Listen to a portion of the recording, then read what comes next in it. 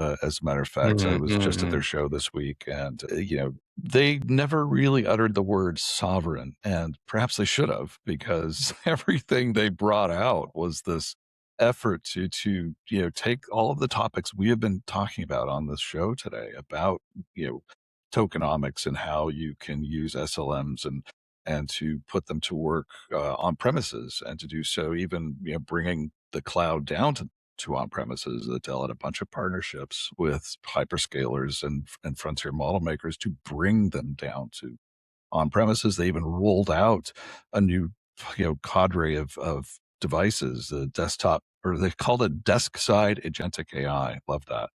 Which is like their own version of NVIDIA's DGX Spark, all the way up through some workstations and servers. And the whole idea was just to create this sort of uh, platform. They actually call it the AI data platform that respects the value of on-premises deployments, whether that's starting from the desktop and the data scientist, or the now chief marketing officer, or all the way into building highly scalable solutions that are geared toward industries that are highly regulated and need this stuff running on premises. So my goodness, they really showed some neat stuff, and looked a lot more like, I'm not going to say Oracle from the database perspective, but Oracle from the converged system perspective.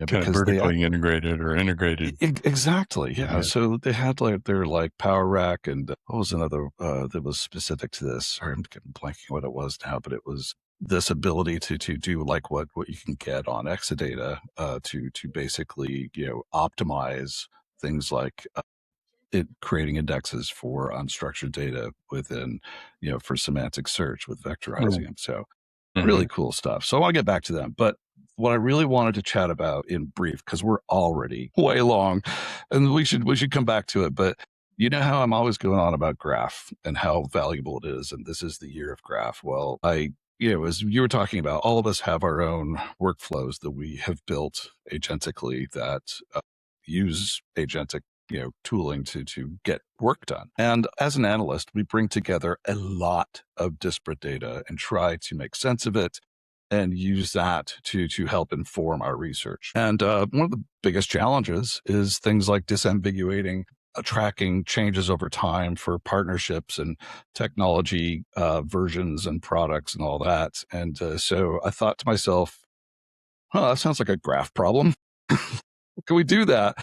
But I didn't want to have to stand up a dedicated graph database and learn Cypher, or even something more SQLified. But I thought, why can't I just do this with Parquet files and Pandas and DuckDB? And yeah, you can.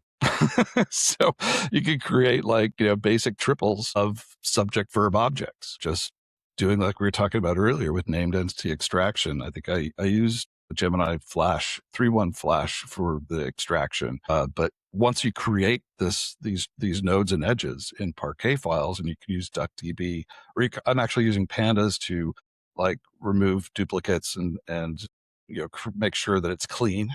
And then using DuckDB to do queries to create this sort of graph map of all the relationships that exist within the corpus of information. And I can then use that to do things like, do research, create an outline that makes sense. And most importantly, I can use it to fact check the stuff that I write, because now I have this, context and meaning in one place. So I'm totally jazzed about this, and I'm looking forward to, to making it work even better.